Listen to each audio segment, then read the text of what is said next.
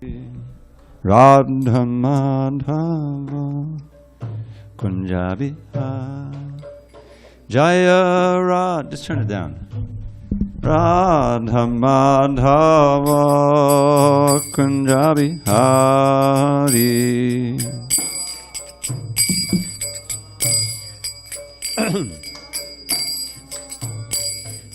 Gopi Jana Vallabha Girivardhari.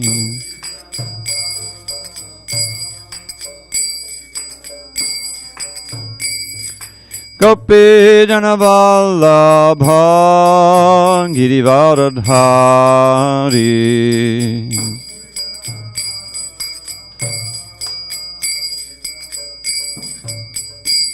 Yashodanandana Brajajana Ranjana.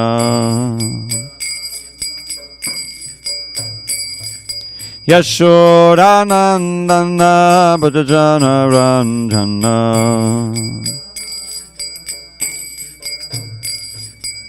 Yamuna Tira Vanachari.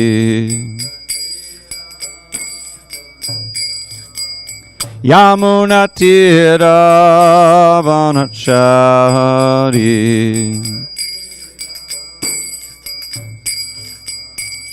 Jaya Radha Madhava Kunja Bihari.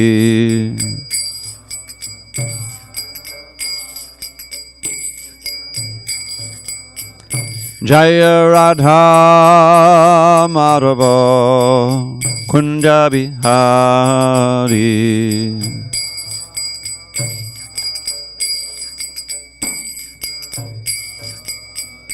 Jaya Radha Madhava Kunja Bihari.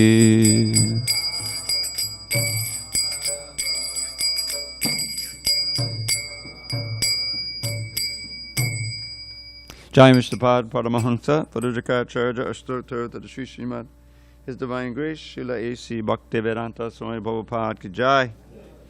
ISKCON BBT Founder Acharya Srila Prabhupada Ki Jai.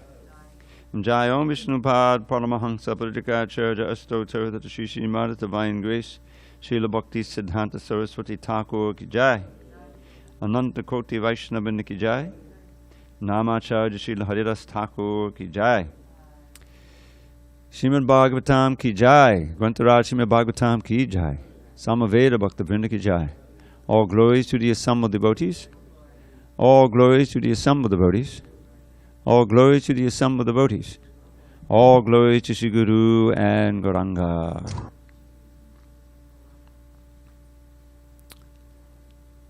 Narayanam Namaskritya Narang Chaiva Narottamam Devim Saraswatim Vyasam Tato Jaimadiriyet.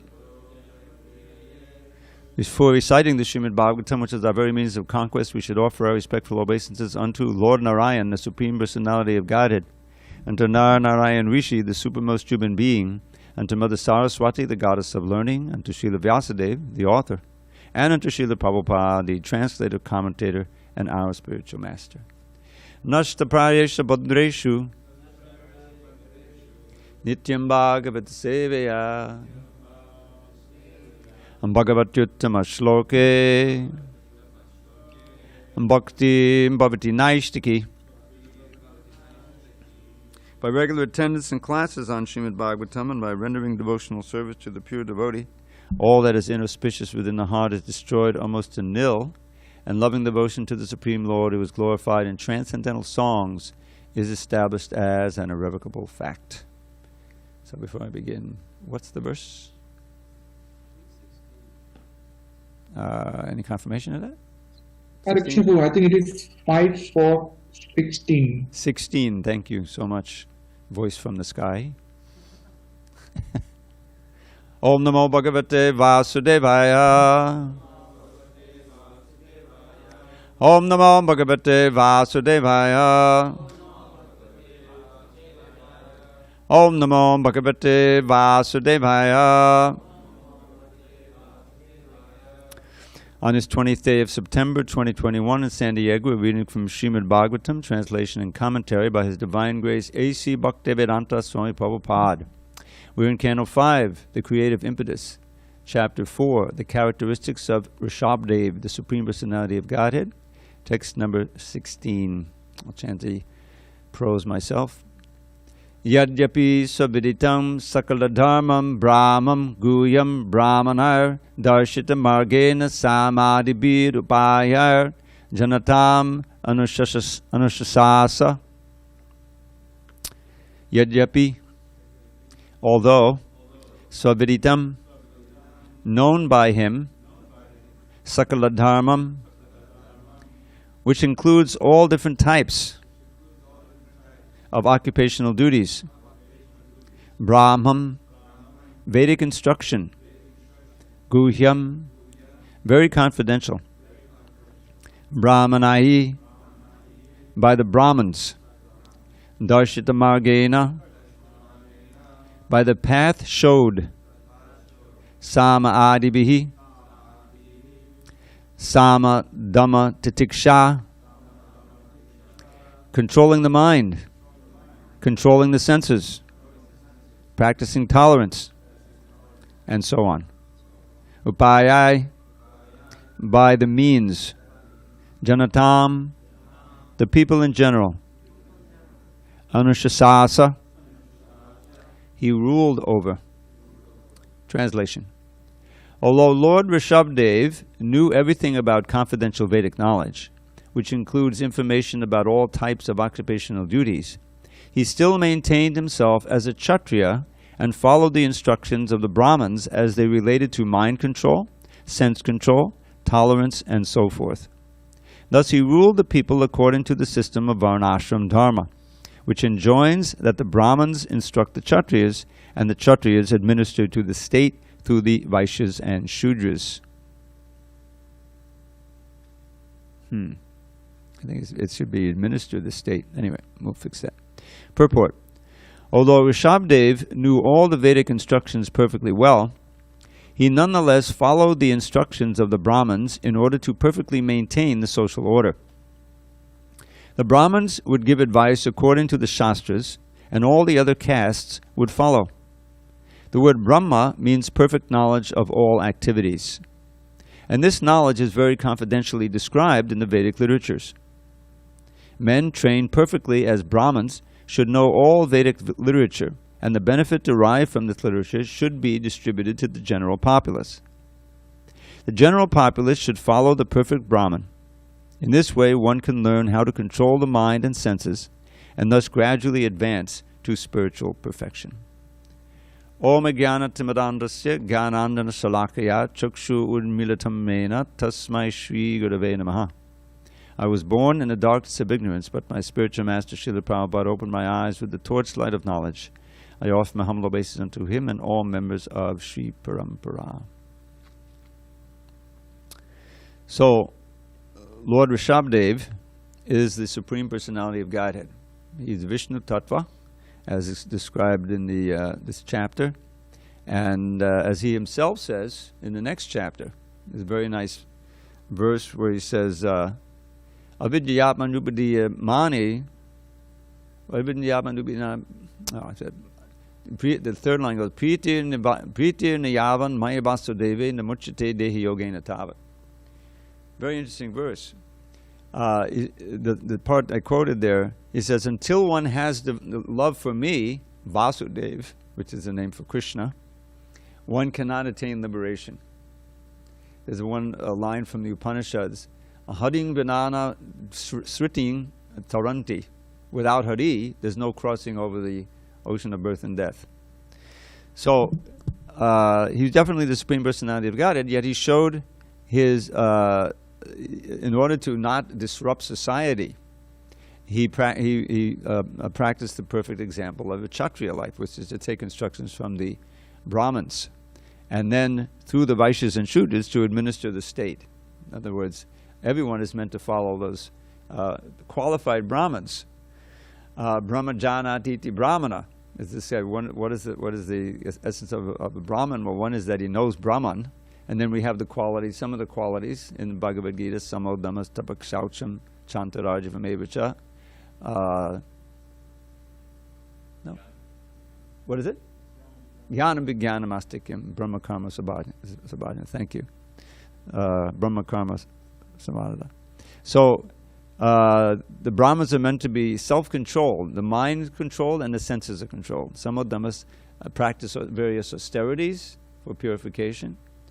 Clean, shaucham. Tolerant. Now there's different kinds of tolerance. The word chanti especially refers to tolerating insults and slights from others. Tatiksha has more the connotation of tolerating heat and cold, physical difficulties. The chanti is more difficult to attain.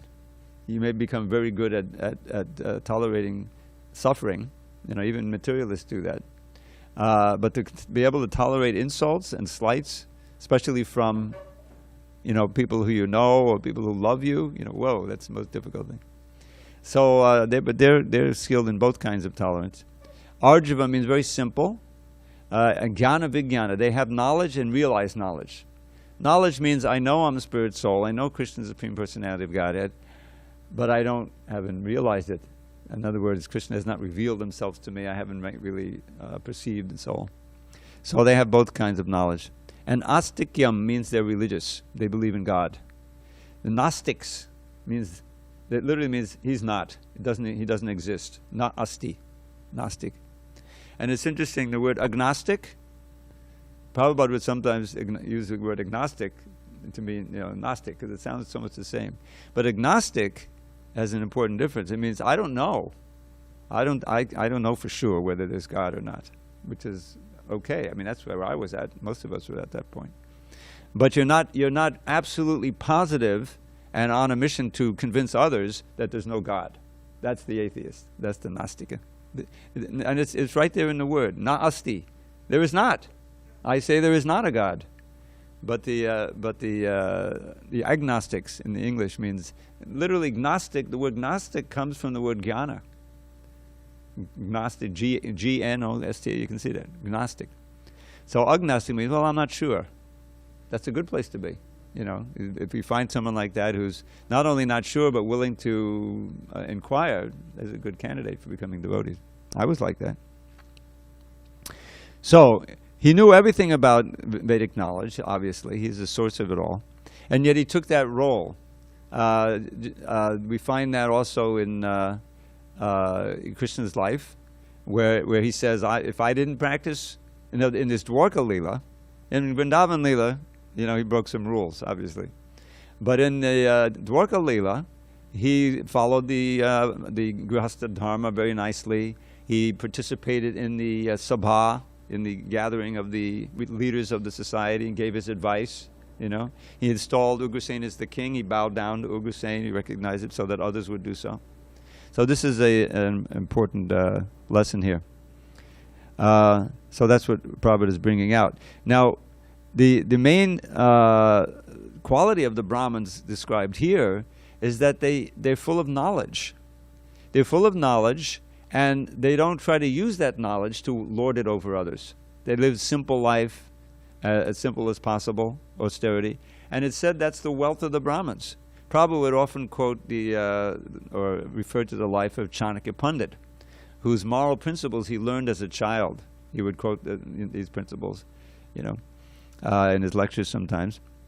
But I think he was the advisor to King Chandragupta, if I'm not mistaken. And then one day, Chandragupta was like, not wanting to take the advice and arguing with him. And he said, okay, I quit. Now, if you're leading a very abstinent lifestyle, enjoying so many favors from the king, then you're likely to not do anything to disrupt that, right? Like we have today.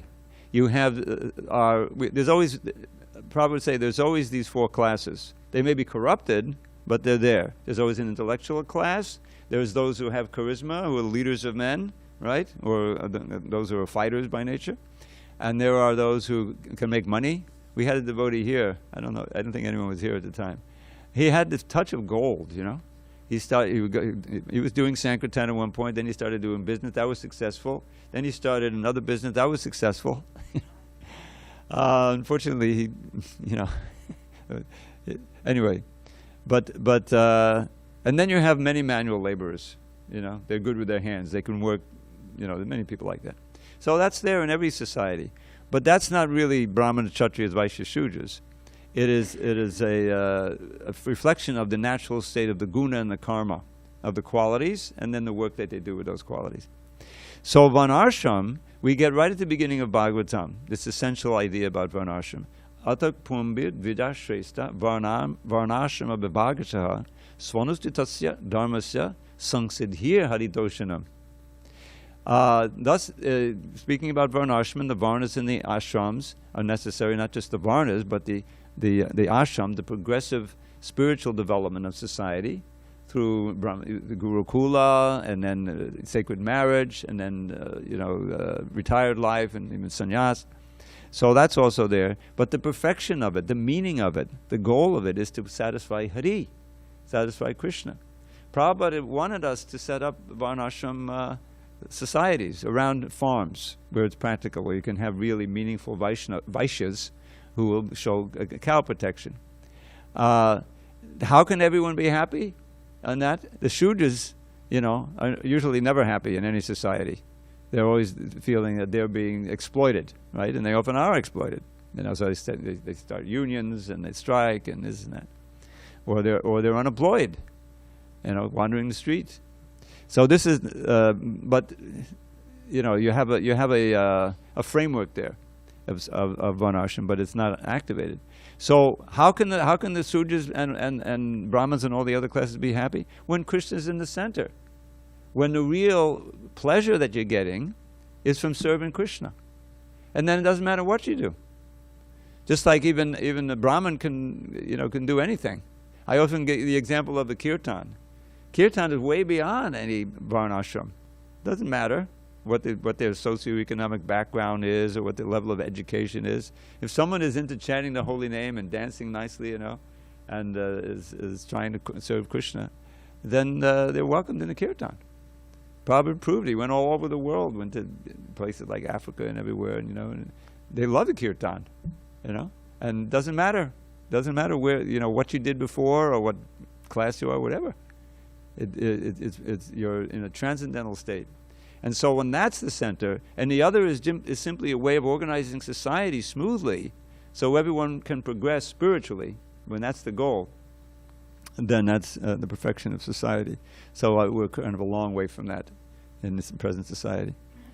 So the Brahmins would give advice according to the Shastras. So obviously the Brahmins have to be learned in the Shastras, and that's their main qualification. They're learned, and they also are realized to some degree, the goal of the Shastra.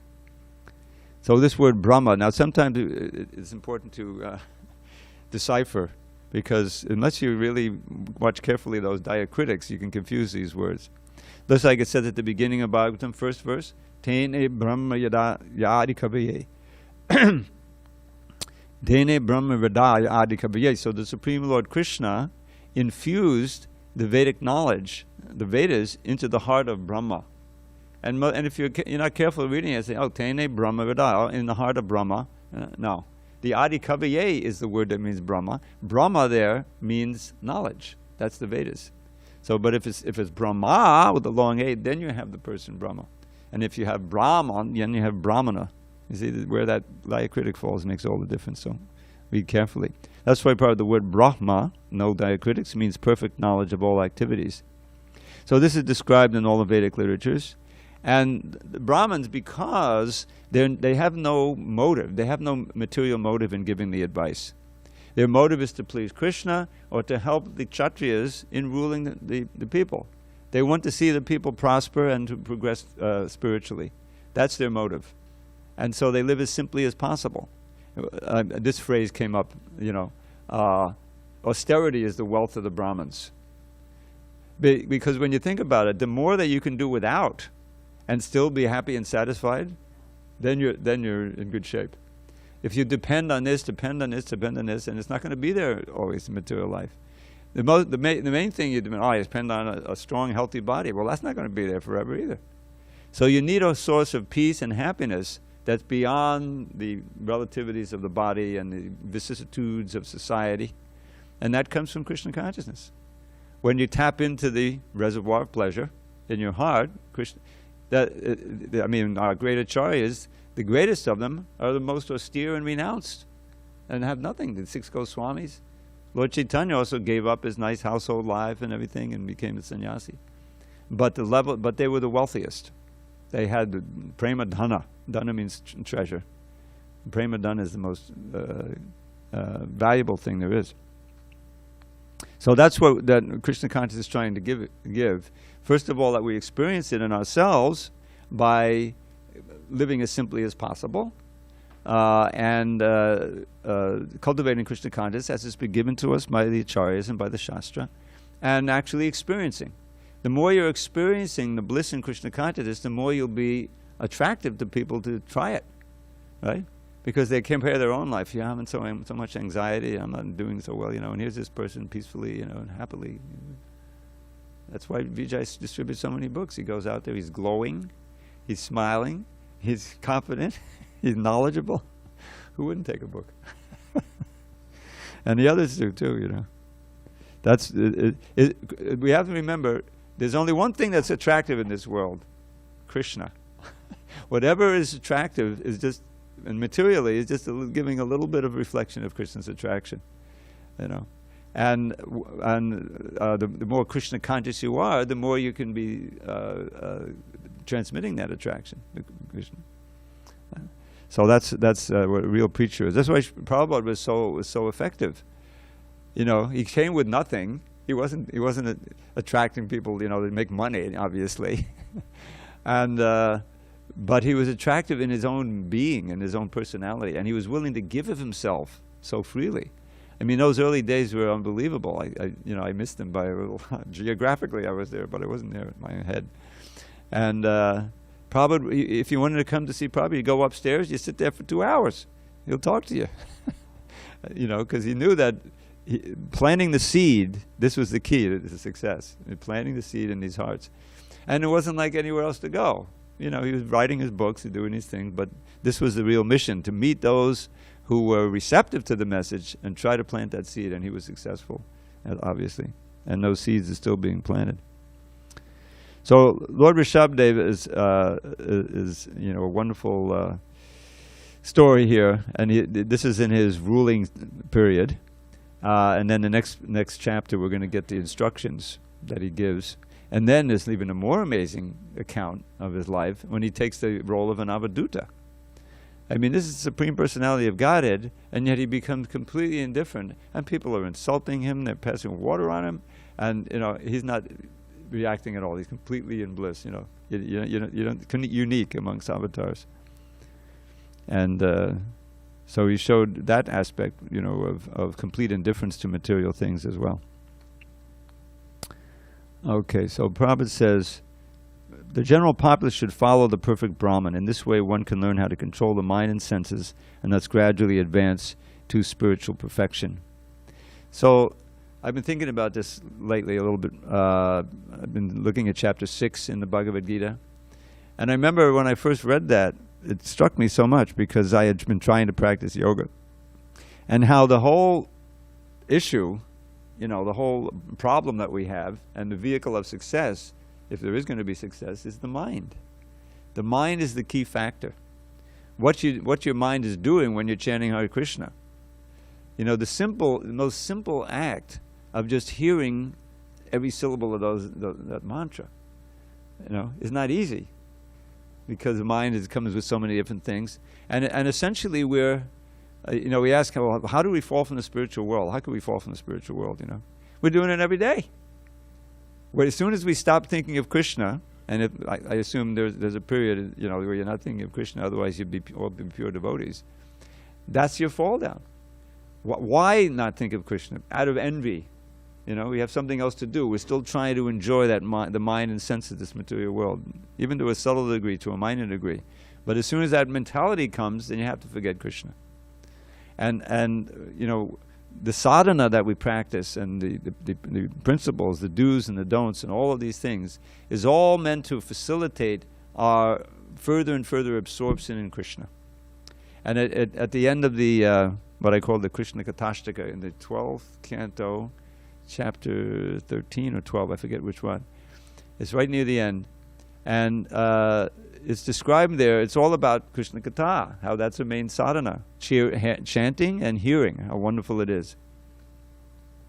And he gives in the last two verses, this is Sutta Goswami speaking, he's describing first the contrast between whatever benefits you can get from performing sacrifices, studying the Vedas, meaning including all the karma kanda, in other words, Varnashram, practicing that. He's not talking about bhakti now, he's just talking about the structure. All of that is yashakshayam eva parishramak paro. Parishramak means with great effort, to truly follow all these things. You look at the Vedas, the Rig Veda, so many sacrifices, and as soon as you get into material sacrifice, you have to perform it perfectly in order to get the result. You got to hire so many priests. Then there's the referees to watch the priests who are chanting to make sure they don't make a mistake. It's all costs a lot of money, and the barrels of ghee, and it has to be done just the right time. And if you mispronounce a word, it could cause havoc. And if you succeed, shama, this is a great effort. Then whatever you receive, it's even in terms of material wealth or prestige. In other words, there's two basic categories: your name and fame, and which is temporary. On the other hand, one who hears and chants nicely and practices bhakti yoga, then you can get the result, which is avismati shirada pada padmayo, unbroken remembrance. Avismati means not forgetting.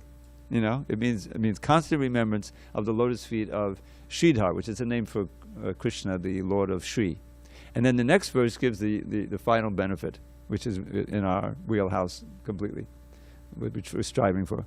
Avismati Krishna badara vindayo chinotya buddhani shashantanoti sattvasya shuddhim padamatma bhaktim jnana cha vijnana viraga yuktam. This is actually what we're trying to achieve. So never forgetting the lotus feet of Krishna. You use the word Krishna, not Sridhar or any other name. This is the list of benefits. Chinotya buddhani. All inauspicious things, things that you're suffering from, previous reactions, are eradicated. Just as it said right at the beginning, Ashrinvatam Sakata Krishna Punya Shavana Vidyantakti Yabhadrani Vidunoti, so it's Abhadrani Vidunoti. Krishna from within cleanses away the abhadras. Lust, anger, greed, illusion, envy, all of these things are eliminated. That's the first thing. Chanotya Bhadrani Shangtanoti. So there's negative, positive, cleansing away all the unwanted things and giving you sham. Sham means welfare, means auspiciousness, all these different things. It's part of the word Shankara, which is a name for Shiva. He who causes good fortune, Sattvasya Shuddhim. This will come up on the first lesson of Lord Rsabhadeva. Purification of one's existence. Sattvasya means existence in this context. Shuddhim, purification. Paramatma Bhaktim, devotional service to the Supreme Soul, Krishna, who we mentioned in the first line, his lotus feet. And characterized by jnana, knowledge, vijnana, realized knowledge, and vairagya, detachment. So this is the final result of hearing and chanting, which are the first two essential limbs of bhakti. All the others are important, but they're sustained by those two. So that's what a real Brahmin is. A real Brahmin is a Brahmin Vaishnav who personifies the qualities that I mentioned in the Gita and others also, and is willing to teach. This makes him an acharya. The acharyas must be Brahmin Vaishnavas. And it's by guna and karma, not by birth, as we've learned so many times. So Rsabhadeva, he was a Kshatriya, he's the king, so he's Krishna, he has all these qualities, but he deferred to the Brahmins, and this way he showed by example and ruled the perfect kingdom. And then at the end, which begins the next chapter, the latter part of this chapter, he also is going to retire. That's part of the things that every Kshatriya should do. is retire at a certain point and perform austerities for realizing God. Of course, he is God, but he's showing the way. And then he gives it all over to his qualified sons, 100 of them, headed by Bharat, and part of them are the 9 Yogendras who come in the 11th canto with their wonderful teachings. So this is all very enlivening and instructive. And we continue with the prose here, I think, till the end of the chapter, until there'll be verses in the next chapter, verses of instruction. So any questions or comments? If not, we can go on to the next Hare Krishna. The voice from the sky. I Okay, have a Vijay, question. go for it. Prabhu, the quote from the translation is, quote, he still maintained himself as a kshatriya and followed the instructions of the brahmanas as they related to mind control, sense control, tolerance, and so forth, end quote. So my question is, why is it that tolerance is such an important item related to making spiritual advancement? Well, the first thing is that when you read the Bhagavad Gita, in the second chapter, right in the second chapter, there is a series of verses that describe the highest level of bhakti. How does it begin? Prajahati yada kaman sarvan parta manogatan apmaneva madatushta stita pragyasya dochate. So the whole thing is the stita pragya, which is the equipoise, that famous word equipoise, which is misspelled for so many years, equipoise, became equipoise. And it means tolerance. It means mind is not disturbed even by the two poles. We saw yesterday, Haridas Thakur's disappearance. The two poles of things that normally disturb the mind create attraction for sense gratification. So many varieties headed by sex. And the other is someone's torturing you. That can disturb your mind, right? So he showed how to be equipoised in both of them by being completely absorbed in Krishna consciousness. So this is a quality that is necessary for absorption in Krishna consciousness. Otherwise, you get on the bodily or the mental platform, and you internalize it. You could be sitting in a very peaceful environment. There's nothing, but because someone insulted you, or because your fiance left you, or because you lost your job, you got the adhyatmic miseries are killing you. Your own mind is giving you trouble, right? So that's a prerequisite. This comes again back to what I was saying about how the mind is the key. Is that our mind is filled with so many material desires cultivated in this life and previous life, and we're trying to fulfill them, or conversely, there's so many fears and anxieties, we're trying to escape them. It's all in the mind. Krishna says the mind is the greatest friend and the mind is the greatest enemy. The mind fixed on Krishna, spontaneously, is the greatest friend. The gopis would complain that they wanted to take their mind away from Krishna because that rascal wasn't showing up, for the rendezvous. Speak about something else, but don't speak about Krishna. There's a verse like that in the Krishna Karnamrita. And then he says, but alas, he's so attractive, I can't stop thinking of Krishna. So that's your mind becomes your best friend. So tolerance is a mind control, sense control, and tolerance. Tolerance means that you can maintain your control of your mind even when there are disturbances around you. And it is and what is it that the result of that mind control? You can fix it on Krishna. Your meditation on Krishna is not disturbed either by attraction or by repulsion. And so that's why tolerance is always given as such an important point. And it also enables you to interact with others in a Krishna conscious way. I mean, every preacher knows that. You're going to be attacked. Prabhupada was attacked. He was threatened with the famous Calcutta program. They have these terrorists called Naxalites who were communists. They're still around, right? And they would terrorize businessmen and force them to give ransoms and kidnap them, all kind of horrible stuff. They would kill them if they didn't pay. Yeah. So they gave Prabhupada a note when he was going to have they had a note sent to him: fly or die. you know. Prabhupada didn't fly, and he didn't die either. They came into the tent, threatening, you know. So Prabhupada, he said, give them a nice seat, you know, so that they're being honored, you know. Oh, okay, all right, you know. You know. Then Prabhupada started chanting the Brahma Samhita. And these are people from Bengal, you know, so they were picking up on the bhakti, you know, like that. Then bring out the prasadam. And then he explained to him, now Krishna consciousness is actually spiritual communism. You know, and they were completely disarmed, and they didn't disturb this. The Prabhupada was an expert at that. So, you know, whereas everyone else, you know, would have been completely disturbed, and, you know, so that kind of tolerance is necessary for anyone who wants to preach Krishna consciousness. Prabhupada gave the example of Jesus Christ. You know, how he was wanting to forgive them while he's being crucified, you know. So that's why tolerance is so important, Prabhu. Yes, Dravida Prabhu, again, spectacular answer to my question. Hare Krishna. Well, I got a spectacular instead of a wonderful. That's it. Yes, you deserve it. Hare Krishna. Okay, hold on. We got a mic for you because we have so many listeners.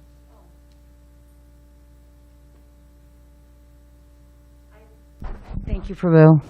I wanted to make a comment, not a question, but a comment. We were on Harinam on Saturday, and I just wanted to mention we had so many small children.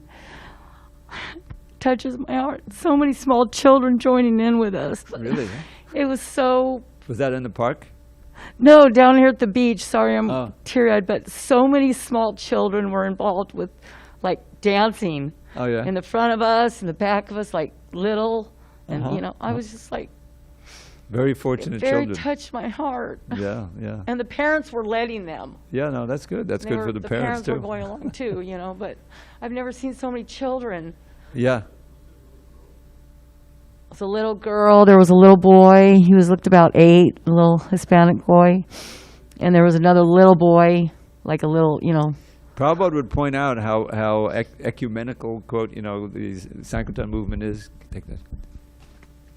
And he would say, there's no restriction. Anyone can. Of course, he famously says on the tape, sometimes it's edited out. I didn't edit it out. That even a dog can participate, you know. But what, you know, he said these little children, because, you know, in the temples, you know, especially LA, there are all these children. And they're jumping up and down, the Gurukul, you know. And he said this is to their eternal credit. You know, you don't lose that. Anything you do in Krishna consciousness is permanent benefit. So it's very auspicious. And thank you pointed that out, you know. It's worth going out to engage as many people as possible. Oh, we have a question from Prakash. Yes. So you are talking mainly about guna and karma, right, Prabhu? For example, but what about Bali Maharaj, Prabhu? So he was qualified by, at least I think by character, but because he was a descendant of, like, no, yeah, because he is a demon, born in a demon. Daitya family. So Daitya. he was not qualified to rule, or that was kind of why he was banished, you know? Well, you know, Bali Maharaj is kind of an interesting case because he was taking the role of a demon, and he was tied up with Shukracharya, and they as described, they took over the whole heavenly planets, you know. But you sense that the whole thing was choreographed, you know, to show his real nature as a pure devotee inside. Sometimes you find that. You had Vritrasura, you know, demon outside, devotee inside. And ultimately, everyone's a devotee inside, you know. But really he was, you know, a real devotee. And so the same thing with Bali. And he needed to, I mean, it was a trick. You know, it was obviously a trick, Brahmana's trick. Because as explained by the Lord earlier, that force isn't going to work. I don't want to say the force was with the I don't want to, but that's really what was going on. They were blessed because they served Brigupati and, you know, the Brahmins so well. Here you have the Brahmins again. But ultimately, Vamana wanted to bless Bali and bring out his wonderful character so that it could be exemplary for, you know, eons afterward. And so there's so many lessons there. You know, if your guru is telling you not to worship God, then you have to reject the guru. You know, who's a real guru? And that really another aspect is that everybody has a devotee inside, even the so-called demons. You know, what happens when they're purified? I was just reading the pastime of Putana, who evoked in Uddhava that verse, that famous verse, Aho Bhakiyam Kalakalakutam. Just see how this Bhakiyam, which is the name for Putana, was it the older sister of Bakasura? And she had this horrible motive to kill Krishna, right? And this was just right in her wheelhouse. This is what they did, these witches. You know, these kind of witches. They would kill babies and drink their blood. For me, for my money, she's the worst, you know, until she was purified. And so Krishna, you know, he's going to, of course, kill her because she's dangerous. But in the process of doing so, he purified her so much. I mean, we shouldn't just get a liberation. She got a position in the spiritual world as Krishna's wet nurse, you know, aid to Mother Yashoda eternally, you know.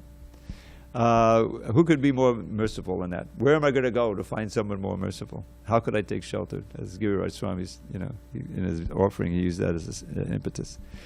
So this is, ultimately Krishna's got a plan for everybody, but it's just a question of when. And these fortunate demons, I'm going to look this up today. I'll let you know if I find it. In the Garga Samhita, there's a lot of backstories to where these demons were.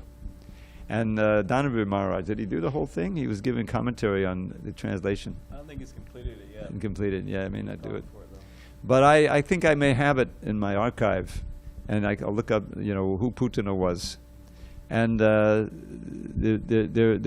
generally fallen devotees who made a mistake, and they just have to go through a period of demonic life. We heard about Dravida. Oh, Shurpanakha. Was she Shurpanakha, or Shurpanakha was some? Oh, you got Kubja. I'm sorry, yeah.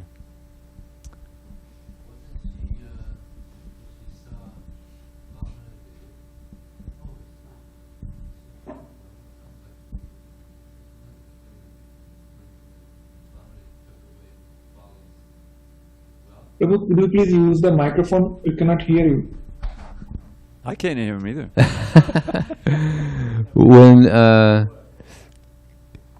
When Bali Maharaj appeared, the sister of who? Oh, Diti? Yeah, the sister of Bali Maharaj was there when Vamana appeared, and when she saw the beauty of Vamana, they said, "Oh, he's so beautiful! I would love to be the mother of such a child." But when Vamana took everything away from Bali Maharaj, she said, "I want to kill him." So she became Putana because she had both desires. Yeah, right. Thanks. So that's the kind of thing you find. All the demons, they have these backstories, this wonderful backstory. Yeah. So how did we get on to that? Anyway.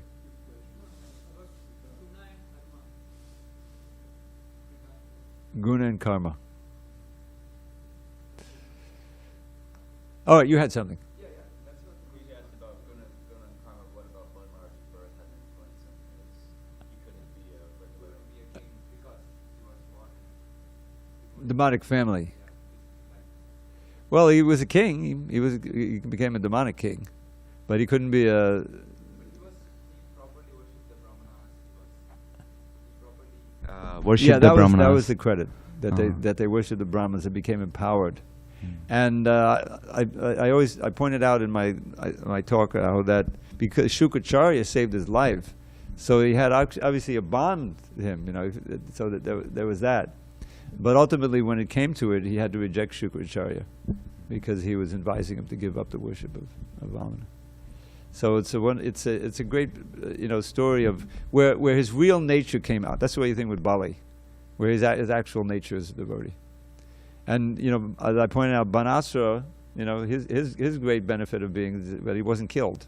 He still had his forearms. He was humbled, and he became the father-in-law Krishna's son. Aniruddha, that's pretty good. Aniruddha. Okay, all glories to Srila Prabhupada. Hari Hari Bol. Dravida Prabhu, Uh-oh. Dravida Prabhu, today is my birthday, 60 years old. If you want to say to me happy birthday, now it is the time. Happy birthday. Thank you very much, Prabhu. May you Hare never Krishna. take birth again, as we say. Thank you very much. Jai Vijay, you're part of the San Diego Yatra now. You know that. Oh, that is a matchless gift related to my birthday. Thank you very much. Hari Bol. Haribol.